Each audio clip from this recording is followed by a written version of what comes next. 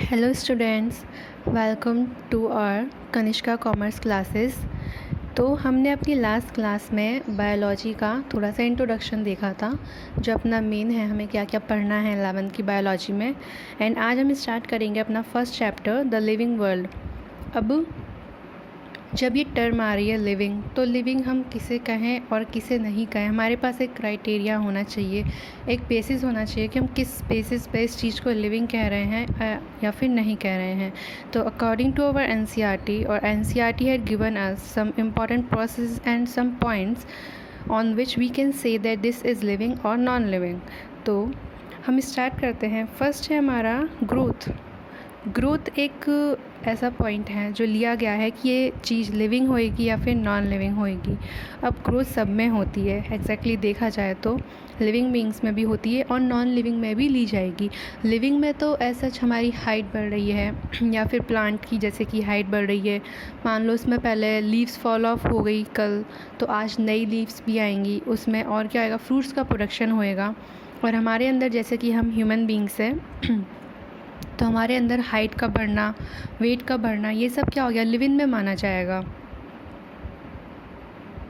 और ऐसा देखा जाए तो नॉन लिविंग थिंग्स भी ग्रो करेंगी, जैसे कि कोई अपने घर पे कोई ऑब्जेक्ट है, मान लो it can be a table, तो टेबल के ऊपर एक्यूमुलेशन ऑफ डिफरेंट डस्ट हो जाता है, तो उससे भी क्या, उसका वेट बढ़ेगा। तो फिर क्या हुआ कि उसकी भी ग्रोथ हुई। तो मतलब ग्रोथ को क्या दिया गया है, एक मेन जो ऑब्जेक्टिव दिया गया है ग्रोथ को, वो ये है कि मास में इंक्रीज़ होना। मास तो हम सब जानते ही हैं, वेट को ही मास बोला जाता है।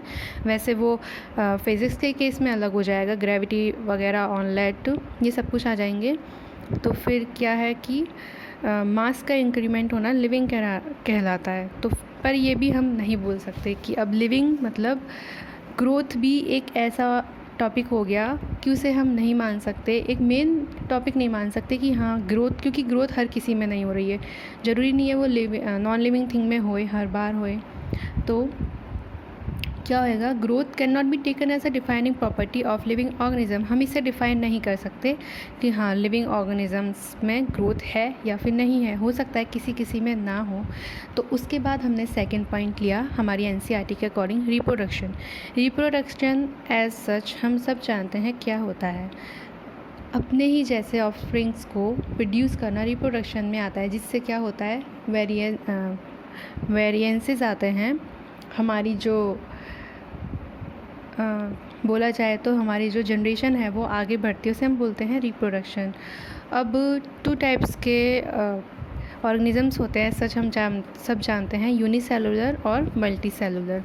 तो यूनिसेलुलर वो जो सिंगल सेल के बने होते हैं, तो सिंगल सेल है तो वो क्या करेगा, वो एसेक्सुअल रिप्रोडक्शन करेगा। एसेक्सुअल और सेक्सुअल रिप्रोडक्शन आप सबने पढ़ा होगा, इसे हम आगे जाके और एलेबोरेट करेंगे जब हम लोग हमारा 12th का पढ़ेंगे, अभी उसकी ज़रूरत नहीं है। और इतना हमें पता है कि सेक्सुअल क्या होता है और एसेक्सुअल रिप्रोडक्शन क्या होता है। जो यूनिसेलुलर ऑर्गेनिजम्स हैं वो तो क्या करेंगे, एसेक्सुअल रिप्रोडक्शन के थ्रू ग्रोथ करेंगे, हो गया बाइनरी फिजन हो गया और बडिंग वगैरह हो गया, ये सब क्या है, एसेक्सुअल है। और जो मल्टी सेलुलर ऑर्गेनिज्म है, मल्टी सेलुलर के एग्जांपल हो गए हम ह्यूमन बींग्स एंड एनिमल्स हो गए, ये सब क्या है, इसके एग्जांपल है। तो हमारे अंदर होएगा सेक्सुअल रिप्रोडक्शन। अब हम देखें तो जैसे कि फंजाई हो गया, प्लेनेरिया वगैरह, इन सब में क्या है, एसेक्सुअल रिप्रोडक्शन प्रेजेंट होता है। तो जो यूनिसेलुलर ऑर्गेनिजम्स होते हैं उनमें एसेक्सुअल मिलेगा, और जो मल्टी सेलुलर है उनमें मिलेगा हमें सेक्सुअल रिप्रोडक्शन। तो अब इसमें ये भी है कि हम रिप्रोडक्शन को भी नहीं ले सकते कि ये लिविंग क्राइटेरिया है या फिर नहीं है, क्योंकि नॉन लिविंग के अंदर तो रिप्रोडक्शन होता नहीं है। ऐसा थोड़ी ना एक टेबल आज रखी हुई है तो उसकी से दूसरी टेबल बन जाएगी, ये तो इम्पॉसिबल है। जस्ट अब हम तो इमेजिन कर रहे हैं बस कि हाँ ऐसा हो जाएगा, ये कोई सच बात नहीं कि ऐसा हो जाएगा, हम भी जानते हैं। तो अब हम रिप्रोडक्शन को भी इसका बेसिस नहीं ले सकते, तो मतलब रिप्रोडक्शन भी फेल हो गया एक तरीके से देखा जाए तो reproduction also cannot be an inclusive defining characteristics of living organism, मतलब living organism को अब ये भी डिफ़ाइन नहीं कर पा रहा है। तो उसके बाद हमने क्या किया, हमने एक अलग एग्जांपल लिया, मेटाबॉलिज्म। मेटाबॉलिज्म का मतलब शायद आप सबको पता होएगा, हमारे अंदर जो भी फूड हम लोग जब फूड इनटेक करते हैं उसके बाद जितनी भी एनर्जी वगैरह बचती है बनती है, केमिकल रिएक्शंस होने के बाद जो हमें एनर्जी मिलती है उसको हम क्या बोलते हैं, मेटाबॉलिज्म। मतलब the sum total of all the chemical reaction occurring in our body is known as metabolism. Okay, तो मतलब हमारे अंदर जब केमिकल रिएक्शंस होती हैं तो उसको क्या बोलते हैं, मेटाबॉलिज्म बोलते हैं। अब मेटाबॉलिज्म को हम कैसे समझें कि वो सब में होएगी कि नहीं होएंगी। हमारे पास बहुत सारी मेटाबॉलिक रिएक्शंस होती हैं जो कि एक लिविंग बीइंग के अंदर होती रहती हैं, जैसे कि ग्लूकोज का बनना हो गया, हमारे अंदर और भी फैट्स बनते हैं, लिपिड बनते हैं, एनर्जी फॉर्मेशन होती है, तो वो सब क्या होगा, मेटाबॉलिज्म हो गया। अब वो चाहे यूनिसेलुलर हो या फिर मल्टी सेलुलर एनिमल हो, क्योंकि यूनिसेलुलर है तो वो भी एक सेल है, उसे भी एनर्जी चाहिए, वो भी अपना वर्क करेगा, मान लो मूवमेंट भी करेगा या फिर उसे रिप्रोडक्शन के लिए भी चाहिए, हर चीज़ के लिए क्या चाहिए, एनर्जी चाहिए।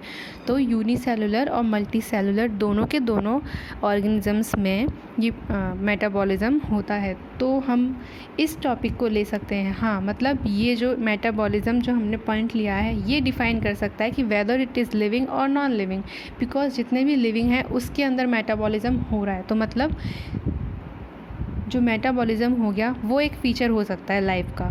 तो हम इस पॉइंट को क्या करते हैं, अलग करते हैं कि हाँ ये प्रूव कर पा रहा है कि ये लिविंग है और नॉन लिविंग है।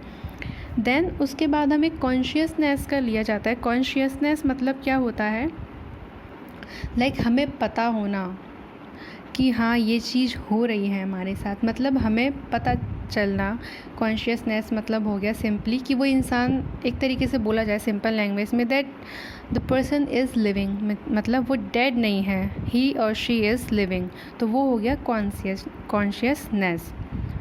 तो फिर अब हम देखा जाए तो प्लांट्स के अंदर एज सच कॉन्शियसनेस नहीं होती है, क्योंकि प्लांट तो सिर्फ एक्सटर्नल जो फैक्टर रहते हैं उनको ही वो लोग क्या करते हैं, रिस्पॉन्ड देते हैं। जैसे कि अब लाइट ज़्यादा आ रही है तो हमने देखा है उसमें क्यूटिकल प्रेजेंट होती है, तो वो क्यूटिकल का फॉर्मेशन कर लेते हैं। या फिर धूप ज़्यादा आ रही है, हमारे पास बहुत ज़्यादा टेम्परेचर बहुत हाई है तो अपने स्टोमेटा क्लोज कर लेते हैं, जिससे कि ट्रांसपीरेशन रुक जाता है। सच ये सब हमने पढ़ा है, छोटी क्लासों में पढ़ा है। तो अब क्या हुआ कि जो ह्यूमन बींग्स हैं ना, उनके अंदर क्या होता है, सिर्फ एक ह्यूमन बीइंग ही ऐसे ऑर्गेनिज़म है जिनके अंदर सेल्फ अवेयरनेस होती है, मतलब वो खुद पता कर सकते हैं ये चीज़ सही है कि गलत है। जैसे कि हम एनिमल्स को देख लें, प्लांट को देख लें, वो हमसे कुछ बोल पाते हैं कि अगर हम उनके साथ मिसबिहेव भी करें या फिर कुछ गलत हो रहा है, उन्हें भूख लग रही है, तो वो नहीं बता पाएंगे, बट हम बता सकते हैं, हम हर चीज़ को एक्सप्लेन कर सकते हैं। तो हम क्या होते हैं, सेल्फ अवेयरनेस होती है हमारे अंदर, हम कॉन्शियस होते हैं। तो फिर देखा जाए तो consciousness therefore become the defining property of living organism, मतलब जो कॉन्शियसनेस हो गई वो भी क्या हो गई, डिफाइनिंग प्रॉपर्टी हो गई लिविंग बींग्स की। ओके, देन अब इन सब से हमें पॉइंट से कुछ ये समझ में आया कि बेसिकली इन सब में दिया क्या था कि लिविंग और नॉन लिविंग में डिफ़ाइन कैसे किया जाए। मतलब अगर ये चीज़ लिविंग है तो फिर ये किस किस चीज़ को रिस्पॉन्ड करेगी, क्या क्या पॉइंट्स हम ले सकते हैं जिससे ये हमें पता चल जाए कि यस ये चीज़ लिविंग है या फिर नॉन लिविंग है। सिंपली अब एक जो बहुत इम्पॉर्टेंट लाइन आपकी NCERT में दी गई है वो आप सब लोग याद रखिए, क्योंकि ये हम लोग अगर आगे आप लोग नीट वगैरह की प्रिपरेशन करेंगे उसमें भी बहुत ज़्यादा आपके काम में आएगी। इसमें एक लाइन दी है कि देखो, we observe patient lying in coma in hospitals virtually supported by machine which replace heart and lungs. The patient is otherwise brain dead, the patient has no self consciousness. तो अब इसमें यही दिया गया, ये बहुत इंपॉर्टेंट लाइन है।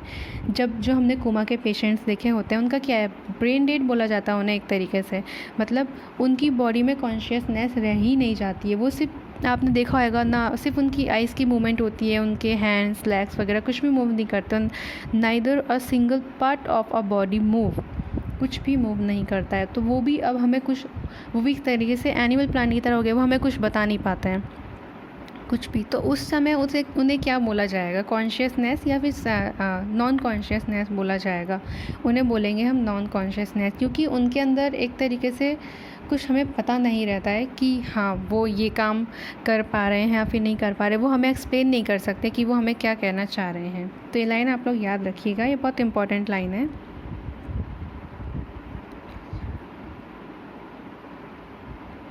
Then next हम स्टार्ट करेंगे अपना topic diversity in the living world का, कि हमारे लिविंग वर्ल्ड में कितनी डाइवर्सिटी है, क्या क्या उनके पॉइंट्स हो जाएंगे, किस बेसिस पे हम उन्हें आइडेंटिफाई करेंगे, उनको नेम भी दिया जाएगा। तो आज हम स्टूडेंट थोड़ा अपना यहीं तक पढ़ेंगे, उसके बाद कल हम पढ़ेंगे इनका क्लासिफिकेशन कैसे किया जाता है या फिर नेमिंग कैसे की जाती है किसी भी एक प्लांट की या फिर एनिमल की। एंड आई होप आपको समझ में आ रहा हो। अगर किसी भी तरीके की कोई प्रॉब्लम हो लाइक लैंग्वेज, या फिर अगर आप नोट करना चाहते हैं तो जो मैं बोल रही हूँ आप उसे नोट कर सकते हैं। अगर कोई और प्रॉब्लम हो तो आप नीचे कमेंट बॉक्स में कमेंट कर दीजिएगा प्लीज़, जिससे कि हम भी थोड़ा अपने आप को इम्प्रूव कर सकें। And stay safe and stay at your home. Thank you.